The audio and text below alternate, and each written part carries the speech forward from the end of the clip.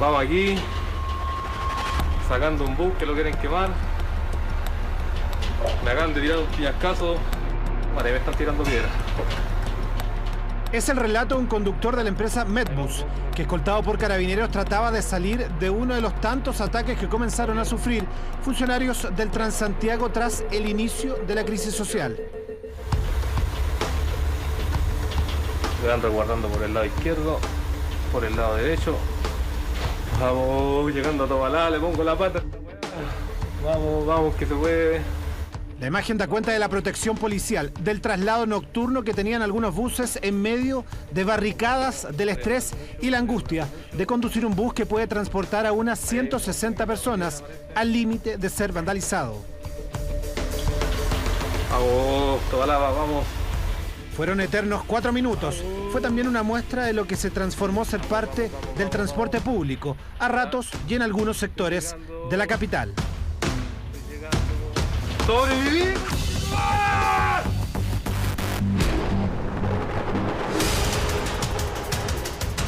Según las autoridades, al menos 49 buses fueron quemados y 376 conductores fueron agredidos en medio de las protestas que comenzaron el 18 de octubre recién pasado.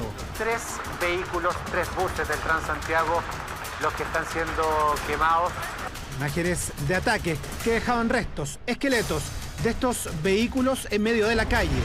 Mientras la ciudad ardía, muchos atentados se focalizaban también en el transporte público. Es que el estallido de octubre reciente dejó imágenes como esta, pero también una serie de efectos que recién se comienzan a cuantificar. Uno de esos efectos silenciosos son los que recién ahora salen a la luz. El alza exorbitante de la evasión. Algunos operadores advierten a Tele 13 que desde el 18 de octubre los índices están llegando al 85%. La evasión en el transporte público, de acuerdo a las estimaciones que se realizaban, es del orden de que un punto de evasión para todo el sistema representa 2.000 millones de pesos anuales que deja de percibir el sistema de transporte y que evidentemente impacta considerablemente las mejoras que este sistema pueda tener. Exministra de Transporte Paola Tapia califica de grave los índices que comienzan a presentar los operadores. Por 2 motivos. Se pueden ver resentidos aún más los servicios que ya presentan anomalías por desvíos y ataques a los buses en medio de manifestaciones y porque tarde o temprano, nos dice, el Estado, es decir, todos los chilenos, deberán subsidiar la enorme evasión que se está presentando. El financiamiento del transporte público tiene 2 vías. El pago que hace cada persona y el subsidio. Si esta operación, si se modificaran los contratos y eso implicara un mayor gasto para el Estado para suplir esta diferencia y hacerle un mayor pago a las empresas prestadoras de servicio, sin lugar a dudas esa diferencia, ese delta, debería ser cubierto por el Estado a través de una modificación de la ley de subsidio. Los operadores del transporte público negocian sus contratos caso a caso, pero en general los ingresos que reciben dependen de 2 factores.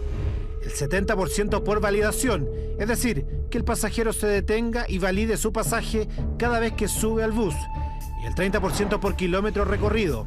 Ambos factores se han visto resentidos, nos dicen los operadores, fuera de cámara.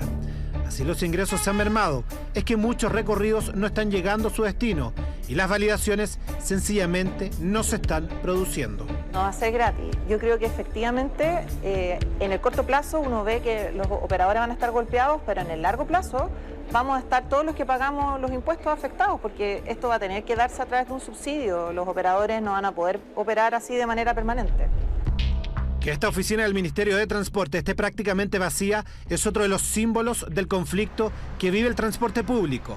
Con 118 estaciones del metro vandalizadas de las 136 que tiene la red, los buses han tenido que clonar los recorridos que no presta el tren subterráneo, generando una evidente desorientación de pasajeros que necesitan la ayuda que están dando los fiscalizadores en terreno por estos días. Por eso nos explican, la central de monitoreo está sin funcionarios de fiscalización. Con casi el 30% de las cámaras vandalizadas, es casi imposible, por ejemplo, saber cuántos vehículos entran a las pistas solobuses. Las prioridades para los funcionarios que trabajan acá cambiaron. Se dejó de fiscalizar acá y en las calles, temas tan sensibles como la evasión que hacían funcionarios del transporte acompañados por carabineros.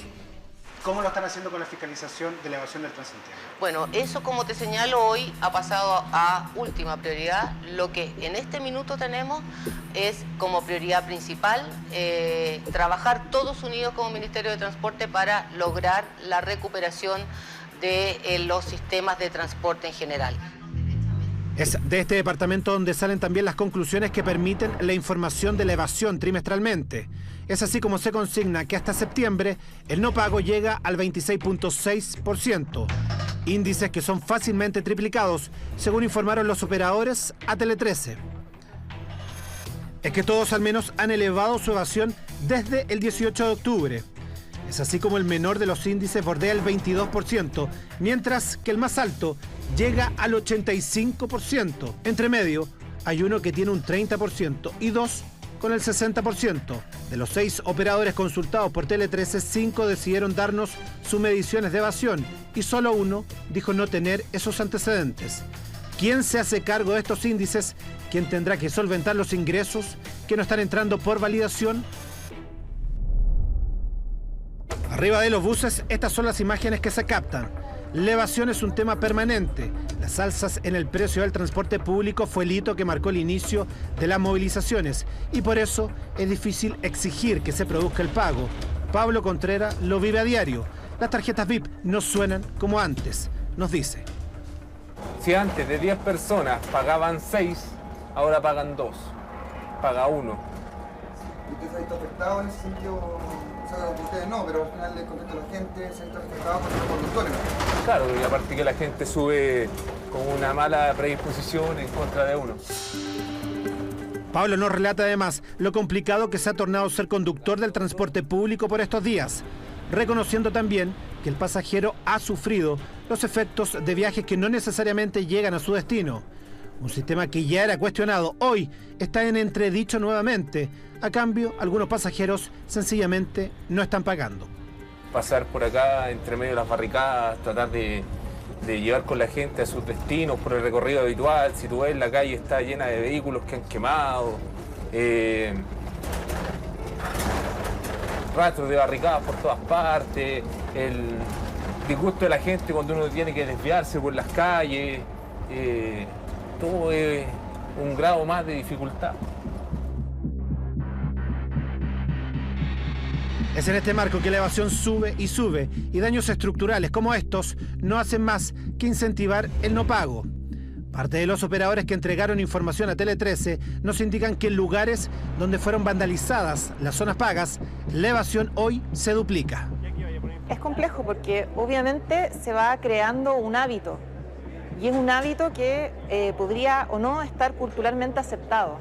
Entonces, cuando algo pasa a ser socialmente aceptado, un acto que no está bien, como es evadir, es peligroso porque se crean costumbres y después es muy difícil reforzar la buena costumbre que es pagar el pasaje. Un efecto contagio que incluso ha sido estudiado por psicólogos. Es así como la evasión tiene múltiples aristas que deben ser abordadas. Mientras tanto, bien vale la pregunta de cómo es que se buscará bajar los índices que llegan hasta un 85% de evasión en el marco de la crisis social que se sigue viviendo. Paula Flores nos explica que es difícil proyectar el cómo terminará el índice de evasión del transporte público, aunque advierte que a pesar de quemas y atentados, igual se midió el no pago en medio del estallido. Vamos a tener una medición de evasión. A lo mejor va a ser con menos registros, pero va a haber una medición de evasión. ¿Hay alguna posibilidad en virtud de la experiencia de proyectar esa evasión? Si tenemos 25 al menos publicados a junio de este año, ¿usted tiene la posibilidad de hacer alguna proyección en virtud de la contingencia que estamos viviendo? O sea, yo no podría hacer una proyección. Claramente va a ser superior a la que tú has señalado que corresponde al segundo trimestre de este año. Pero hoy no tengo una proyección, no podría decirte cuánto. Complicado. Cada vez se torna peor este trabajo, si ya es difícil hacerlo. De esta forma es aún peor. Pablo nos dice que las condiciones cambiaron y teme que esta nueva delicada situación se pueda mantener. Como sea, los efectos están ahí, más presentes que nunca. Tengo una compañera ya que le han quitado 2 veces el bus y se lo han quemado. Entonces,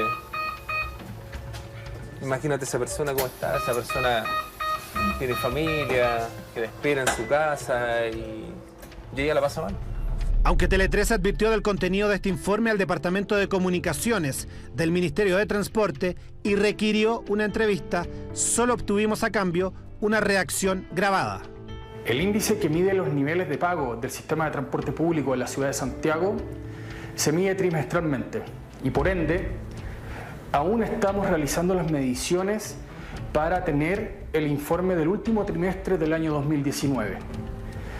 Por lo mismo, creemos que a principio de enero vamos a poder entregar la cifra oficial y entendemos que probablemente esta cifra se va a ver distorsionada por la contingencia que hemos vivido desde el día 18 de octubre. Por ahora, situaciones como estas se han reducido sustantivamente. Las calles se han calmado, nos dicen algunos operadores del transporte público, y con ello los ataques también.